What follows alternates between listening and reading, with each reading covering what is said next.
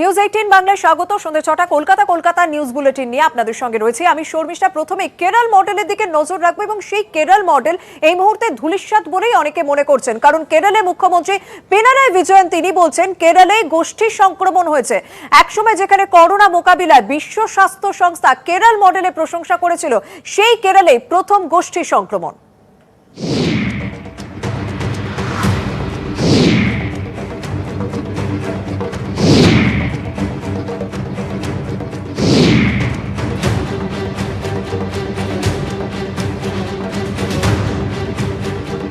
Gods own country Kerala. Corona ঠেকাতে কেরল মডেলের প্রশংসা করেছে বিশ্ব স্বাস্থ্য সংস্থা।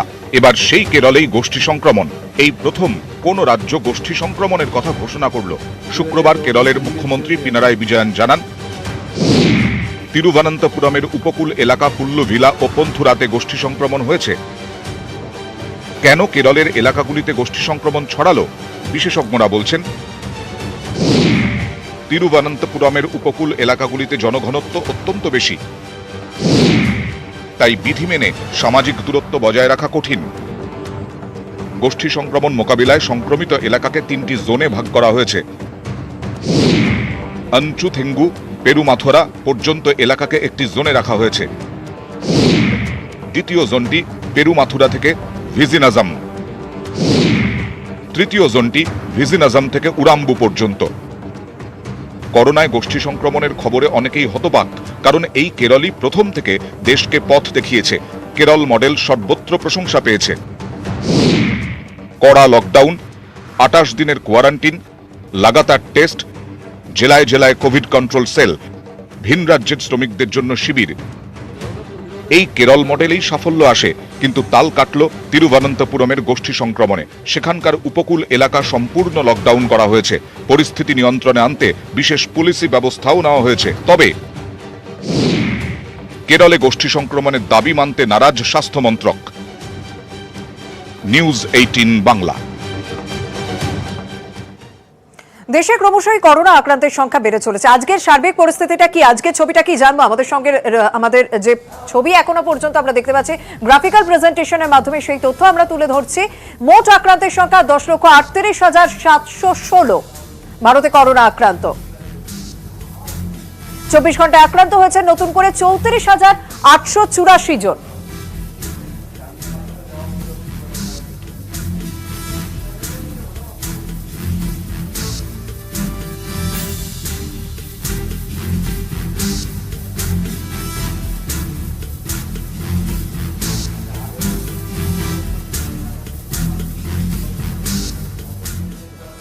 সংক্রমণ রুখতে আরো কঠোর পদক্ষেপ এবং রাজ্যগুলিকে নির্দেশ দেওয়া হয়েছে মৃত্যুর হার 1% নিচেই রাখতে হবে। রাজ্যগুলিকে জানিয়ে রাখি, প্রসঙ্গত পশ্চিমবঙ্গে প্রতিদিনের কিন্তু ডেথ রেট বা মৃত্যুর হার সেটা জানা যাচ্ছে 2.76% এবং সারা দেশের নিরিখে মৃত্যুর হার 2.5%। এই মৃত্যুর হারকে 1% নিচে নামাতে বলা হচ্ছে এবং পশ্চিমবঙ্গ সহ 4 রাজ্যকে এই মর্মে চিঠি দিয়েছে কেন্দ্র। ধন্যবাদ।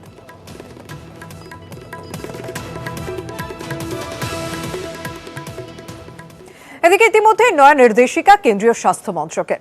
করোনা হলেই হাসপাতালে ছুটতে হবে না। উপসর্গহীন থাকলে বা মৃদু উপসর্গ থাকলে বাড়িতে থেকেই চিকিৎসা করান।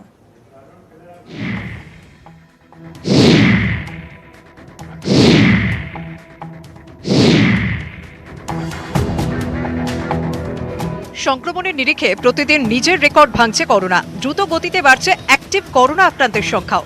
দেশজুড়ে স্বাস্থ্য পরিকাঠামোয় ব্যাপক চাপ বাড়ছে। অনেক কোভিড হাসপাতালে বেডের আকাল, পর্যাপ্ত চিকিৎসক স্বাস্থ্যকর্মীরও অভাব। সংকটের পরিস্থিতিতে করোনা মোকাবিলায় নতুন গাইডলাইন প্রকাশ করল কেন্দ্রীয় স্বাস্থ্য মন্ত্রক। স্বাস্থ্য মন্ত্রকের পরামর্শ, করোনা পজিটিভ হলেই হাসপাতালে ভর্তি হওয়ার প্রয়োজন নেই। উপসর্গহীন করোনা আক্রান্তরা বাড়িতেই থাকুন। মৃদু উপসর্গেও বাড়িতে থেকে চিকিৎসা করান। শুধুমাত্র মাঝারি উপসর্গ বা সংকটাপন্ন রোগীদেরই হাসপাতালে ভর্তি হওয়া উচিত। কেন বাড়িতে থেকে চিকিৎসা তার যুক্তিও দিয়েছে স্বাস্থ্য মন্ত্রক। ভারতে করোনা থেকে সুস্থতার হার 63.3%। 1%-এরও কম আক্রান্তকে ভেন্টিলেশনে রাখতে হচ্ছে।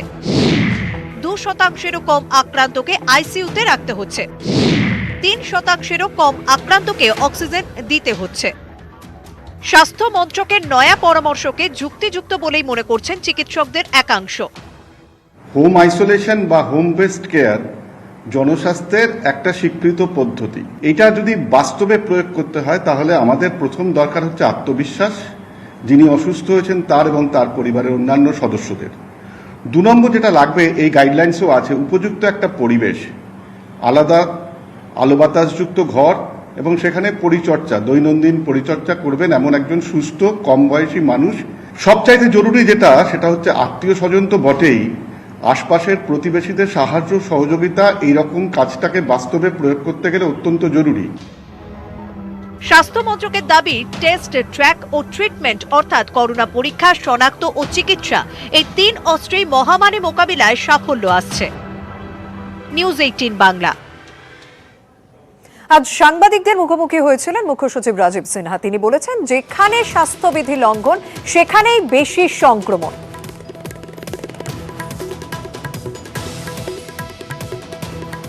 The state government has no plans for introducing lockdown.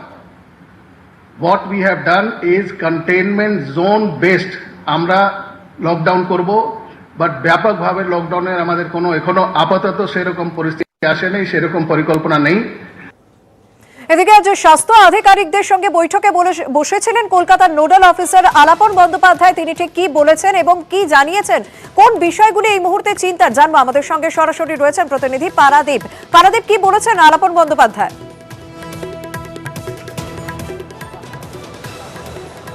Sharmistha, যেমনটা তুমি বলছিলে, কলকাতা পুরসভার যারা স্বাস্থ্য আধিকারিক আছে তাদের সঙ্গে কলকাতা শহরের দায়িত্বপ্রাপ্ত Covid nodal officer Alapan Bandyopadhyay তিনি বৈঠক করেন এবং বৈঠকের পরে তিনি যে নির্দেশ দেন তাতে তিনি পরিষ্কার স্পষ্ট করে যেটা জানান যে কলকাতা শহরের 1/3 লোক সংখ্যা বা জনসংখ্যা তারা বস্তিতে বসবাস করে, কিন্তু গত 1 সপ্তাহে যদি পরিসংখ্যান দেখা যায় তাহলে সেক্ষেত্রে দেখা যাবে বস্তিতে কোভিডের হার যতটা তার থেকে অনেক বেশি সংখ্যক কোভিড কিন্তু সংক্রমিত হয়েছে ফ্ল্যাট বাড়ি বা স্ট্যান্ড অ্যালোন বাড়ির ক্ষেত্রে। গত এক সপ্তাহের একটা 7 দিনের একটা পরিসংখ্যান তুলে ধরে আলাপন বন্দ্যোপাধ্যায় বলেন, গত 1 সপ্তাহে বস্তিতে কলকাতা শহরে সংক্রমণের যে সংখ্যা বা সংখ্যা তত্ত্ব উঠে এসে সেটা হচ্ছে 174টা।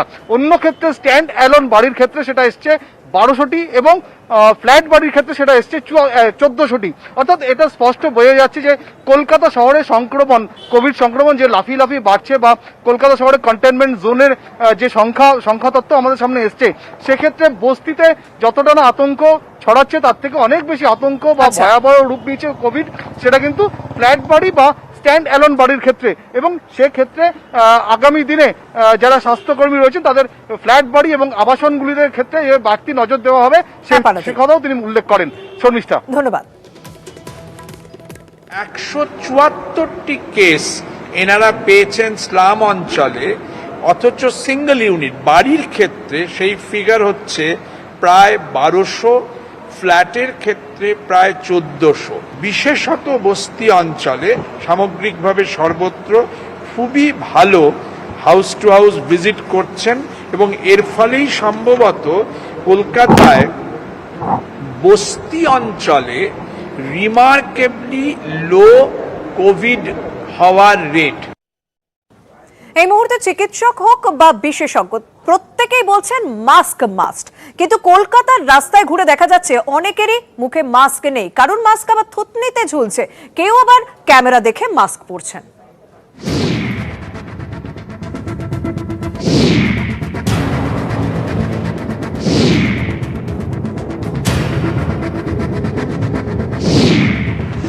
এখন বাইরে যাচ্ছে, এখন ছাড়ো আমাকে, এই গরমে খুললাম।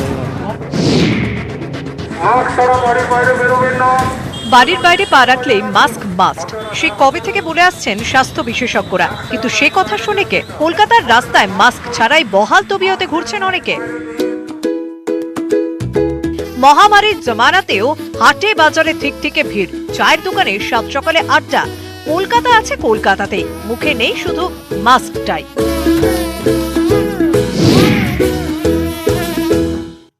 কারণ থুতনিতে মাস্ক, কারণ মাস্ক হাতে ঝুলছে।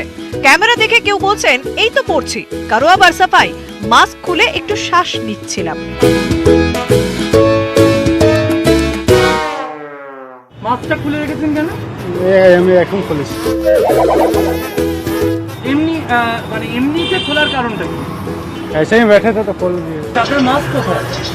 খুলে রেখেছিলেন কেন? হাওয়া নিলাম এতক্ষণ ধরে। হাওয়া নিলেন তাই। আচ্ছা, হাওয়ার সাথে করোনা যদি আপনার কাছে যায় তাহলে বাড়িতে লোকজন আছে, আক্রান্ত হলে ভয় হয়, তাহলে মুখে মাস্কটা পরুন। হাটে বাজারে মাস্ক পরুন, জায়গায় জায়গায় মাইকিং করছে পুলিশ। আপনারা জানেন এই করোনা ভাইরাসে অনেকে আক্রান্ত হয়েছে এখানে। আপনারা মাস্ক এবং স্যানিটাইজার ব্যবহার করুন, সোশ্যাল ডিসটেন্স বজায় রাখুন। দক্ষিণ দমদম পুরো এলাকায় আবার দেখা গেল পুলিশ কর্মীর মুখেই মাস্ক নেই। আপনারা মাস্ক এবং স্যানিটাইজার ব্যবহার করুন। মহামারী জামানায় বাজারে বাহারি মাস্ক দামও নাগালের মধ্যে, কিন্তু মাস্ক না পরাই যেখানে দস্তুর সেখানে নিয়ম ভাঙাই যেন নিয়ম। নিউজ 18 বাংলা। এই মুহূর্তে যা খবর রয়েছে তারা আপাতত কাজ বন্ধ করে দিয়েছেন।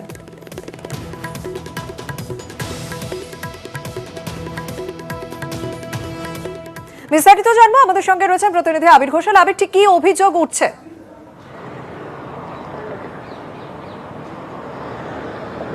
কেএমডিএ তরফ থেকে কামালগাছি বাইপাস সংস্কারের কাজ শুরু করা হয়েছিল। আগামী 1 বছরের মধ্যে সেই কাজ শেষ হওয়ার কথা, যাতে কামালগাছি থেকে বারুইপুর পর্যন্ত এই বাইপাস দিয়ে সহজে চলে যেতে পারা যায়।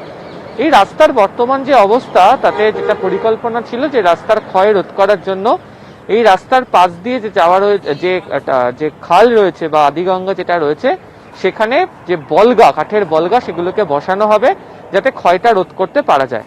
তো গ্রামবাসীদের তরফ থেকে অভিযোগ করা হচ্ছিল যে 5 মিটার করে বলগা বসানোর কথা, সেখানে বসানো হচ্ছে মাত্র 1 মিটার করে, এবং রাতের বেলায় বলগা কেটে ফেলা হচ্ছে।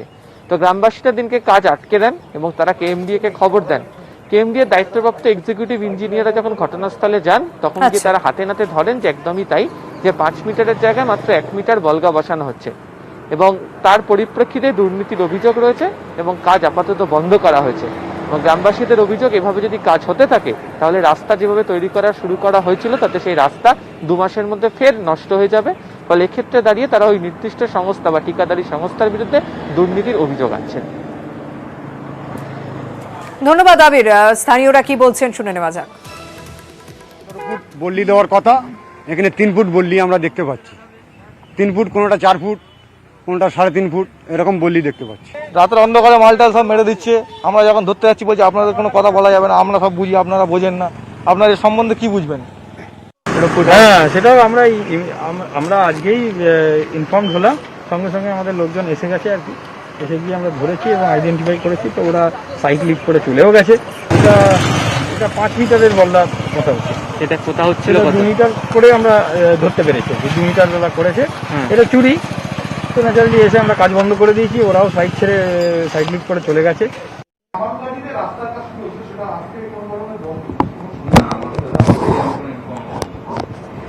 কারণ ওই লোককেও আমি যেদিন উদ্বোধন করতে গেছিলাম, মানে যে কাজ পেয়েছি আপনার কোনো অসুবিধা বলার, 2জন ওসিও ছিল, এসিও ছিল, এরকম করে ইনফরমেশন আমার কাছে নেই যে কাজ বন্ধ হয়ে